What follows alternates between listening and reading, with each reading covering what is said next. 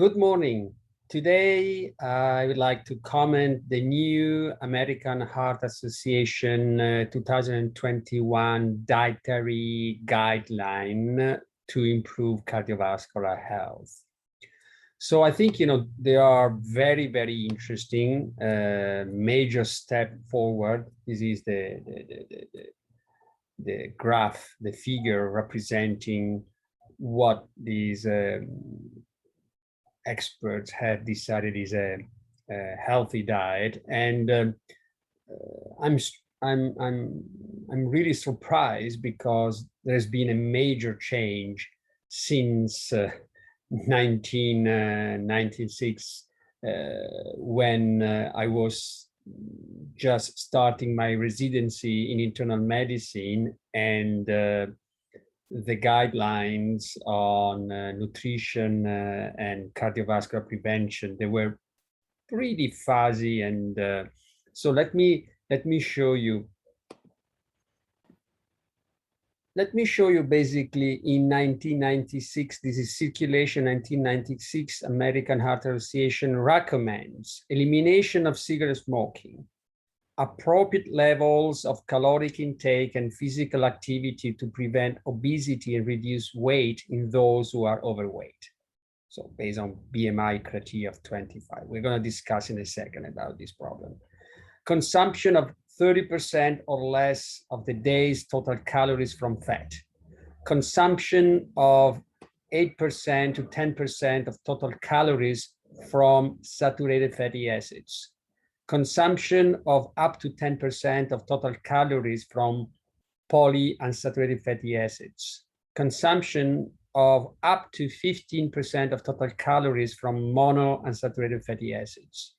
Consumption of less than 300 milligram a day of cholesterol.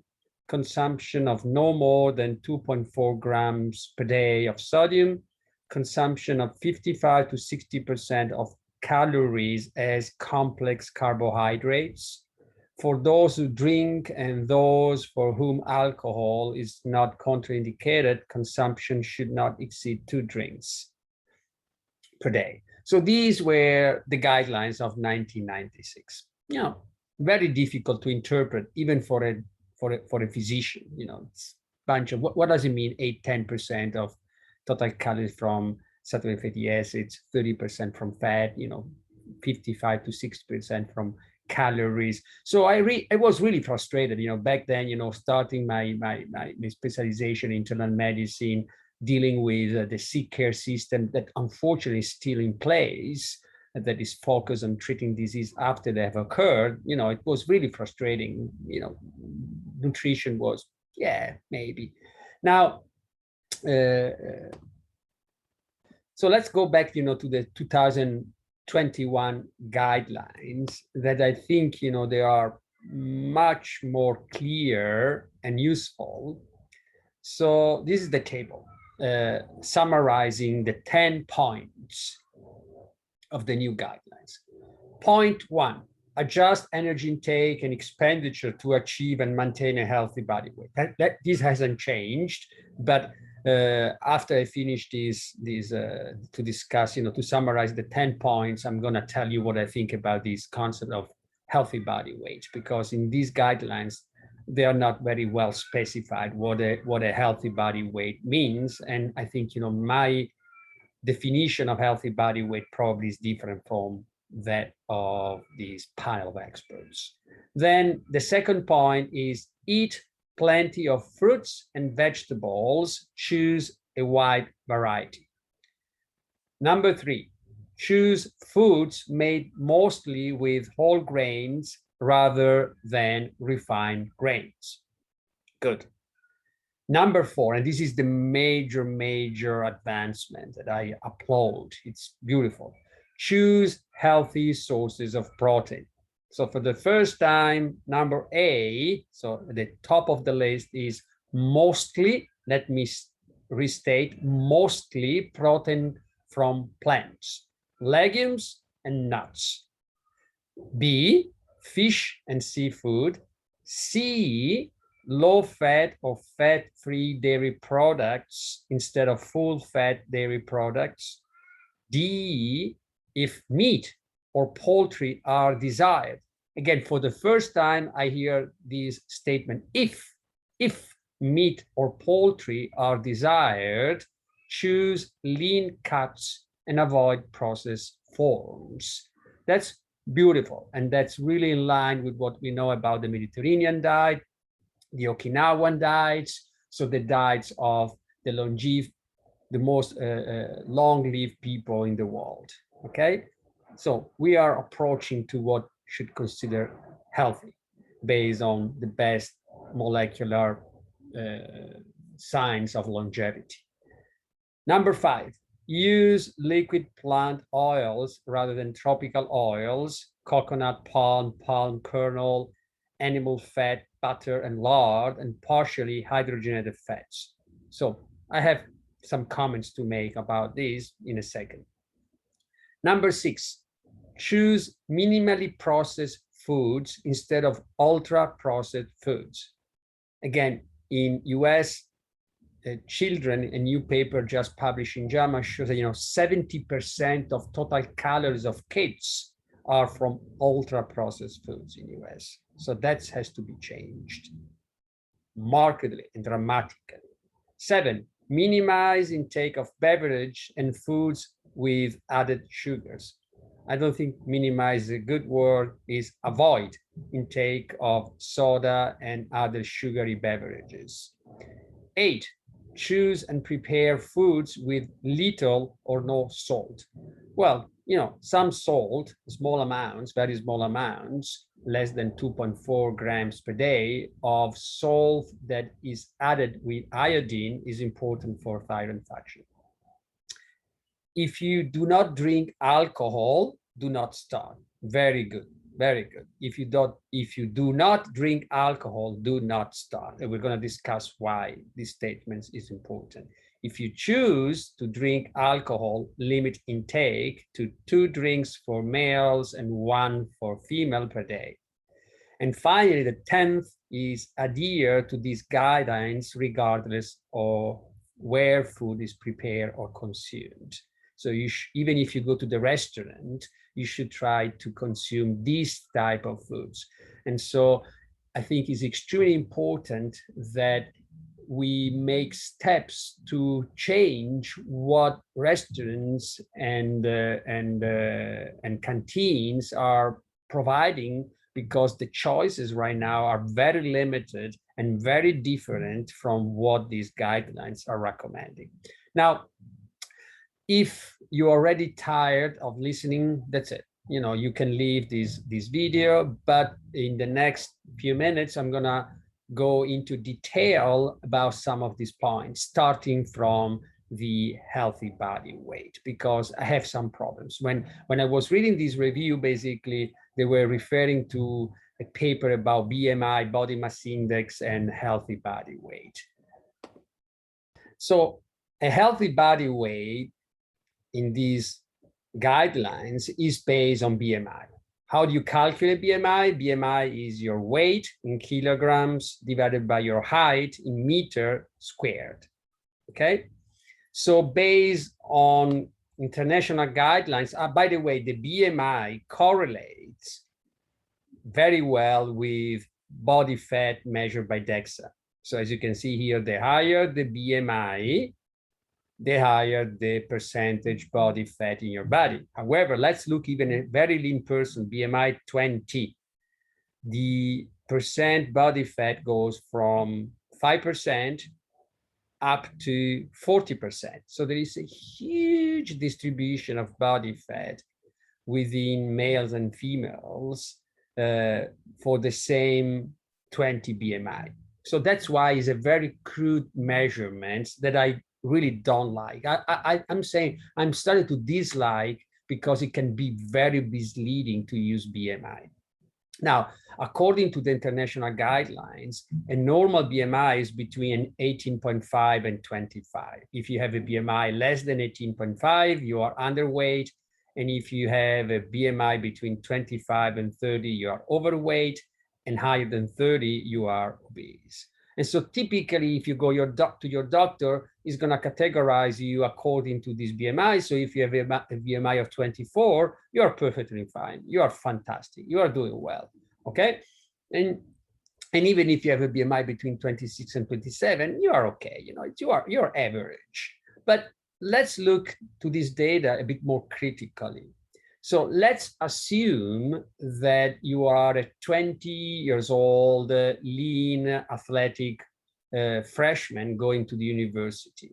You have stopped growing. Your height is 1.7 meters. Your weight is 55. Therefore, your BMI is 19. Let's say in the next 5 years, because you stop exercising, you eat badly, you start to gain weight, and you gain 5 kilos, and your BMI goes from 19 to 20.8. Then you gain an extra 5 kilos in the next 5 years, and by 30 years of age, your body weight is 65 and your BMI is 22.5. And then you gain another 5 kilos, and by 40, your BMI is 25.9. So you gain 20 kilos in 20 years. You're still young, but now you have basically 20 kilos more of body weight, that probably 70% is or more is fat. And so you gain 15 kilos of body fat, okay? Unless you are a super competitive athlete. But even if you are super, you're not gonna gain 20 kilos of skeletal muscle mass, okay? Now, what we know is that from a lot of epidemiological data, that if you gain from early adulthood, if you gain 5 kilos, 10 kilos, 15 kilos, 20 kilos, your risk of type 2 diabetes, cardiovascular disease, certain type of cancer like breast cancer, endometrial cancer, many other ones, and hypertension, osteoarthritis, and many, they are increasing linearly with every 5 kilos of weight, of body weight gain, okay? Both in males and females. So that's why I don't like these categorization in BMI and defining people based of definition of healthy body weight based on BMI, because it's very crude. And we know, for example, that even in people with a BMI between 21 and 23, the higher the waist circumference, the higher the risk of diabetes. So it's not just a matter of BMI, but it's how your BMI is formed and how much abdominal fat you have, okay? And we know that this BMI categorization can be very misleading, because if you have a low BMI because you have an unhealthy lifestyle, like in this paper we published with Frank Hu in BMJ in 2016, if you have a low BMI between 18.5 and 22.5 because you are sedentary, eating an unhealthy diet, smoking, and over drinking, you have the same mortality risk of someone who is obese. But if you have a healthy BMI, 18.5 to 22.5, because you are exercising half an hour a day, 5 days a week, you are eating healthier diets, and you are not smoking, and you are drinking just 2 drinks per day per males and 1 for females, you have now a 60% lower risk of mortality than the reference group here that has a BMI between 22.5 and 24.9. Okay, and the other important concept is that even in obese individuals here in red, as you increase the number of healthy lifestyle factors, your risk of mortality reduces. So again, my definition of healthy body weight, if you go back to the table, maintaining a healthy body weight, what does it mean? Having a BMI between 18.5 and 25? Not. A healthy body weight should be a weight where you are trying to reduce as much as possible your waist circumference. So, and you maintain and you grow your muscle mass in your legs, especially legs and gluteal muscles. They should become you should increase the muscle mass in the lower limbs and in the upper arms and in your chest and your shoulder and your back, and try to reduce as much as possible your belly fat.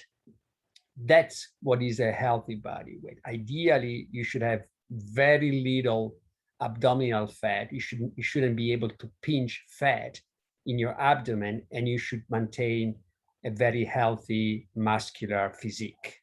So that's what is a healthy body weight. Because as I said, you know, you can have a BMI of 24 and you have gained 15 kilos or so from when you were 18, and that's not healthy. Okay, now very quickly, let's move into the other points. I'm going to just discuss very briefly a couple of few things for each one of these.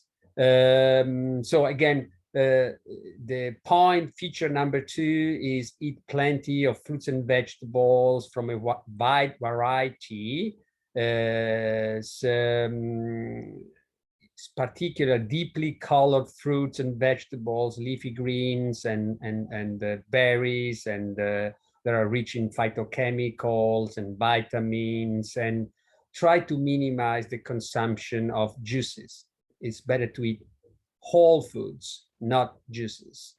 The other important point, number 3, is that consume whole grains. You know, there is this ketogenic madness. Ketogenic diets are working just because when you are on a ketogenic diet, you are calorie restricted, and that's the benefits. But without calorie restriction, the ketogenic diet, they're not going to work, and they're going to increase your risk of cardiovascular disease. That's my hypothesis that, you know, we're going to test soon in a randomized clinical trial. Anyway, so whole grains. Whole grains, the definition of whole grains is grains that contain intact starchy endosperm, germ, and bran, because they are rich in fibers, phytochemicals, vitamins, selenium. So whole grains, and stay away from refined grains. Refined grains, white flours, white rice, white pasta are bad. Okay. Now, the important point, feature 4, is this concept of consuming proteins mostly from plants, legumes and nuts. What are legumes? Beans. Beans that are the staple food of the Mediterranean diet and the Okinawa diet are soybeans, including tofu and edamame. You can have, you know, fantastic healthy foods with tofu, where you can get your calcium and your proteins, low fat. Other beans, including lentils, chickpeas, and all different type of fava beans and white beans, navy beans, borlotti beans, azuki beans, red beans.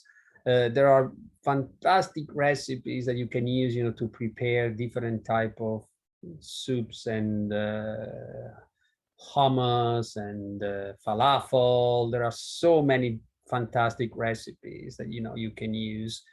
And there are very good source of proteins, especially when coupled with whole grains and rich in phytochemicals, minerals, vitamins, sterols that are lowering your cholesterol, and they have also a very low carbon footprint in terms of reducing global warming emission and PM 2.5 emissions.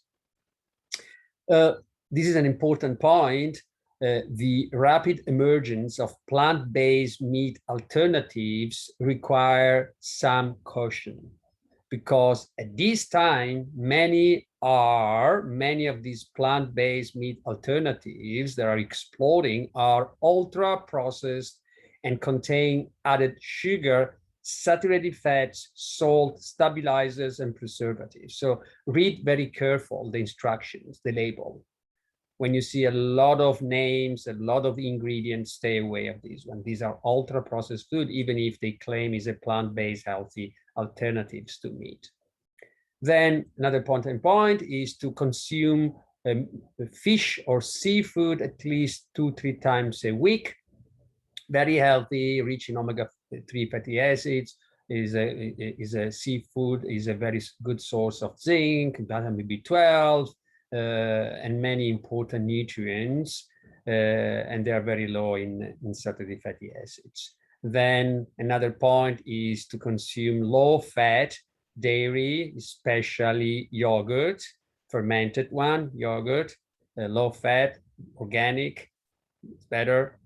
And this is important. If meat or poultry are desired, not anymore. Before it was, you should consume some lean meat, poultry. Now here, the new guidelines say, if meat or poultry are desired, choose only lean cuts and avoid processed forms. And here they explain all the epidemiological and some randomized clinical trial showing how red meat, because of the high intake of saturated fatty acids that correlate with cholesterol, heme, iron, and gut microbiota metabolism of L-carnitine and choline. And then there is basically the high content of methionine that are not discussing in this paper, and branched amino acids that are driving mTOR activation and therefore aging and cancer and cardiovascular disease. And finally, there is basically the processed meats that are very bad, because on top of having many of these compounds, they also are rich in sodium, nitrates, salt, and polycyclic aromatic hydrocarbons and heterocyclic amines. So these are carcinogenic substances on top of many other substances that are used, to preserve and treat these processed meats that you can find in your bacon, sausages, hot dogs, deli meat, turkey, ham, pepperoni, and salami. So stay away from this one. If you have, once in a while, once a month, twice a month is okay, but not regularly. This is bad for you. Finally, they say to consume vegetable oils, especially they suggest, here they discuss about, canola oil, soybean oil. I think, these are mostly highly processed oils. Extra virgin olive oil is much better than soybean and canola oil. That's my judgment. But please use oils, even vegetable oils, with very, very careful measurements. 1 tablespoon of olive oil, soybean oil, canola oil contains basically 120 calories. If you consume 10 tablespoons of any type of vegetable oil, you are getting 1,200 kilocalories per day. You're going to become obese unless you are exercising 3-4 hours per day. Okay, so oil, yes, but with very, very careful measurements. So oil should be measured with your tablespoon, and you should create some dressing that are a mixture of lemon, orange, vinegar, and spices, and oil is just an add-on, is not the major part of your dressing. And instead of stay away from, let me see here, stay away from butter, lard, coconut, palm, and palm kernel oils. And most importantly, if you read on the labels, partially hydrogenated fats or trans fats, stay away from them, because they are very bad for your cholesterol. They are causing inflammation and many other deleterious effects. Again, as we said, you should remove your diet these ultra processed foods, all these, highly processed. If you read again a label full of lots of names and refined flours, added salt, sugar, fats, and stuff like that. These are bad for your health. Stay away from ultra-processed foods. And limit your salt intake to no more than 2.4 grams of salt per day. If you use salt, you must use some salt, but choose the one that is addition with iodine, because iodine is important for thyroid function. You need iodine for proper production of thyroid hormones, but in very small quantity.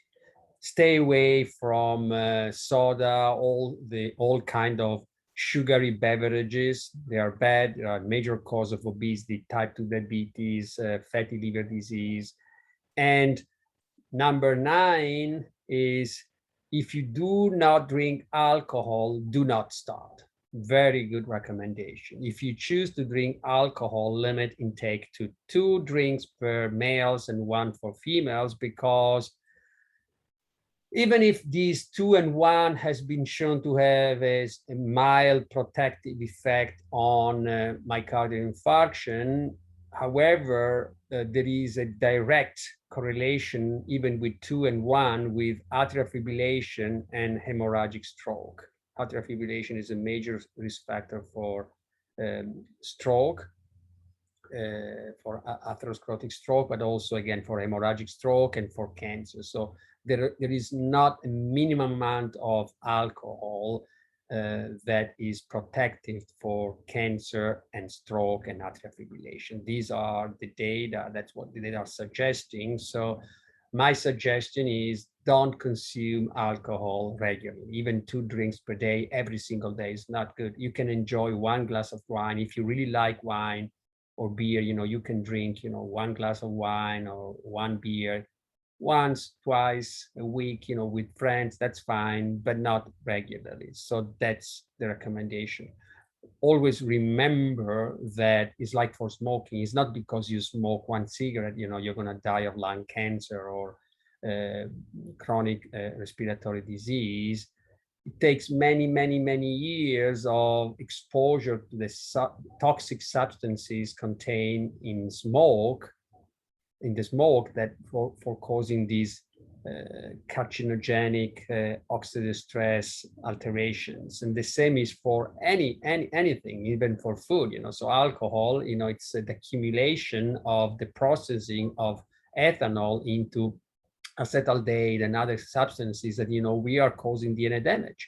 And so you accumulate this DNA damage along many years until you increase your risk of many chronic disease, cancer, but also, again, atrial fibrillation, stroke, and many other ones that are increasing your risk of developing diseases. Okay, and for today, it is it. I think these guidelines, I really like them. There are a major improvement compared to those of 2000 or even better to those of 1996 that we discussed. There is still a lot of improvement to be made on these guidelines to make them more personalized, evidence-based on molecular metabolic data. The future of medicine is going to be measurements, personalized measurements of predictive cardiometabolic hormonal factors that many years before you develop a chronic disease, they're going to signal what are your trends, your metabolic trends. So your insulin sensitivity, your IGF-1, IGF-BP1, your inflammation, many lipids, some metabolites, some heart variability, and many other biomarkers that they start to signal that you are getting out of range, out of normality, out of what is a healthy homeostatic metabolisms. And therefore, even if you are still considered healthy by your GP, you already have a lot of metabolic abnormalities, hormonal abnormalities that are moving in the wrong direction, that if you take care well before immediately, then you're able to minimize your risk. But as these metabolic dysfunctional alterations that take place as you get older, you gain weight, you gain visceral fat, you become more insulin resistant, more hyperinsulinemia, more bioavailable IGF-1, steroid hormone binding globulin reduction with more bioavailable testosterone, estradiol, inflammatory immune dysfunction, gut microbiota alterations. All this damage accumulates and you drastically, markedly increase your risk of developing multiple chronic diseases as you age. And most importantly, you're going to shorten your lifespan and your health span. Thank you for listening, as always.